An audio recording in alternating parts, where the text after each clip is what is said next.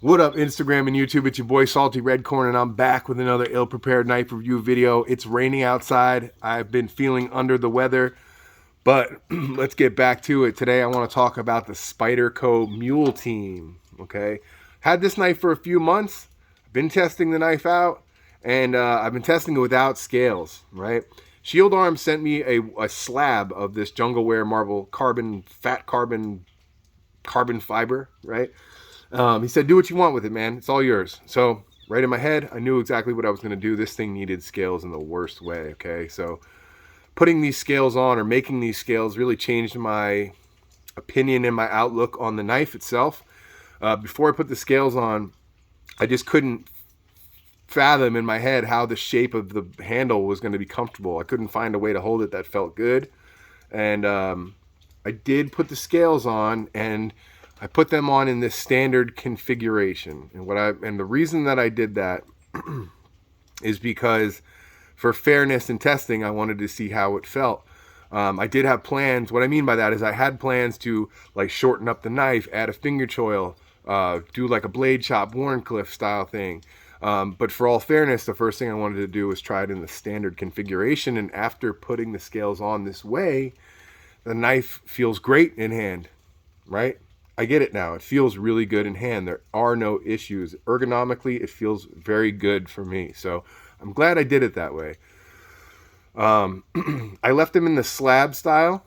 I did do some pretty heavy chamfering around the edges, but no contouring, okay? And there was another reason that I did that is because I wanted to test the way that it feels in this configuration for all fairness, right?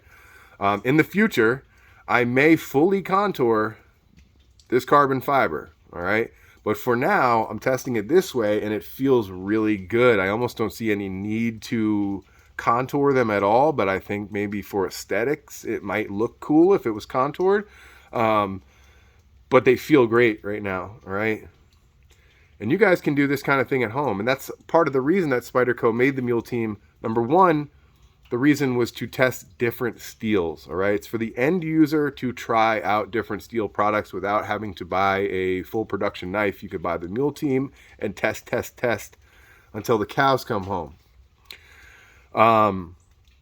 The other reason was for people that are getting interested in knife making, right? That is part of one of the reasons they made them. So you can make your own scales. You can experiment with scale making. You could experiment with sheath making. All that kind of stuff, right? So for me, this has been really cool to actually put these scales on here. I've done scales and stuff before. It's not my first rodeo, but I'm really happy with the way these turned out, right? I went to the hardware store. I bought some brass pin material. Cost me about $7 for a 3-foot length of 3/16 brass pin, solid rod. And I did that. I just picked up enough. I did 2 pins. I thought that was all I needed.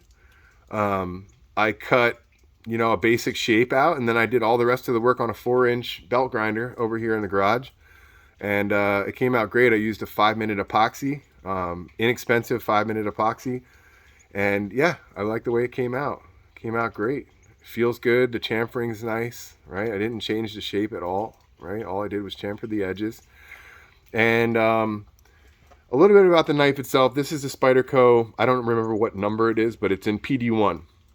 I specifically wanted PD1, all right? Like a year ago when I saw this on the PD1 that was available on the Spyderco website, I think it was like $50, and I slept on it because there were just other things I wanted to buy. I wasn't super interested in fixed blades at the time like I am now, and I passed on it, and then when I actually wanted to buy it, it wasn't available. I had to go on eBay and ended up paying about $120 for it. So it is what it is, all right? If you see a knife that you really want, it's not that expensive, buy it, okay? So I wasn't super upset to pay the premium, but I'm happy with the knife, so that's great. PD1 steel, to keep it simple, is like crew wear that's a little bit less corrosion resistant.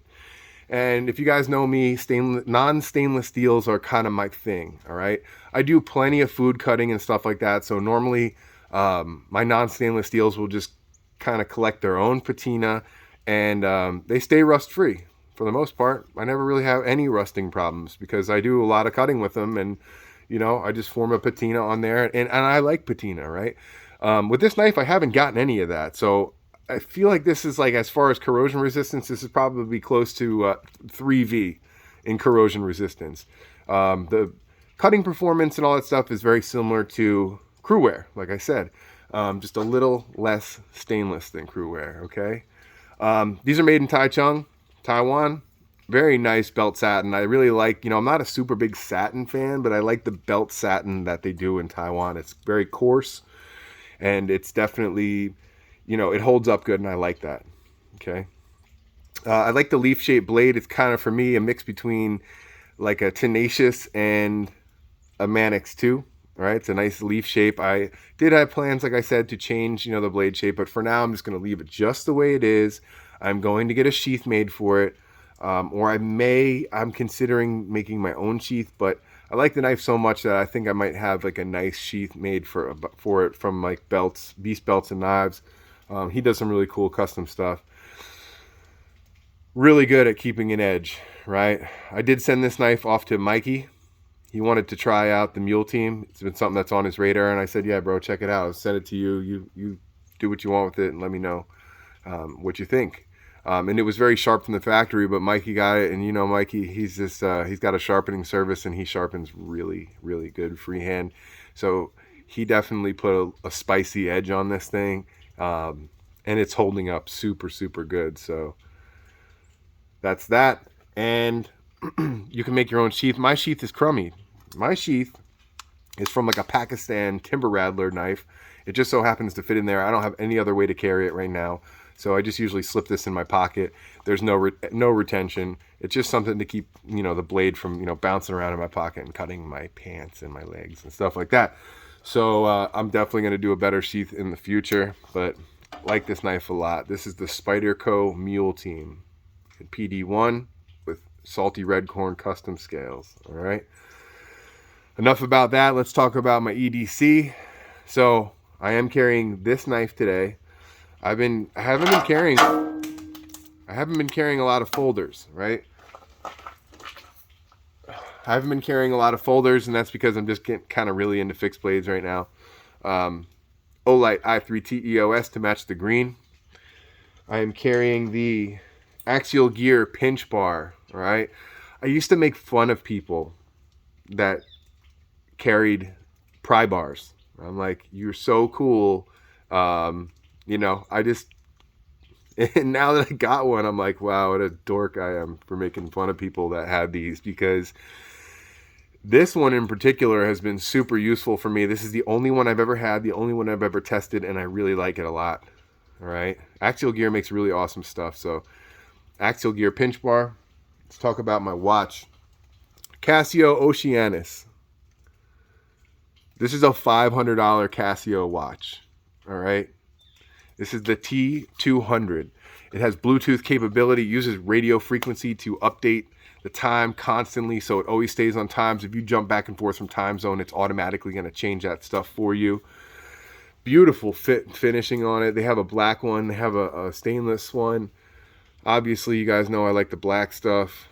Beautiful blue hands. It has a really nice dial that doesn't pick up well on camera, but this thing is absolutely gorgeous. It's pretty thin on the wrist. Love this watch a lot. Really, really into that. This came from Improper EDC. He sends me a lot of watches to sell. Right now, I probably have 60 watches for sale from him. Screaming deals. So, not a plug, but if you guys ever want to watch, definitely hit your boy up. I got a whole bunch to choose from. Mammoth headgear, mountain trucker hat. This thing is holding up really, really great. I love it. I get compliments on it all the time. Really high quality. I plan on getting another one soon. I'm just trying to pick what style. I know I want like another, fitted, stiff brim style baseball hat, but they have a lot of different variations now to choose from. So I got to pick one out and get a new one soon, just for the sake of having more than one, right? Stag head designs, rubber silicone wedding band. I do have a fancy one, but I wear this silicone one every single day. Beast belts and knives. Minimalist wallet. Definitely going to hit him up for a sheath. I'm carrying the Taurus GC3 with an extra mag and that's it. That does it for me. All right. So I appreciate you guys watching. If you like this kind of video, smash the like button, hit the subscribe button.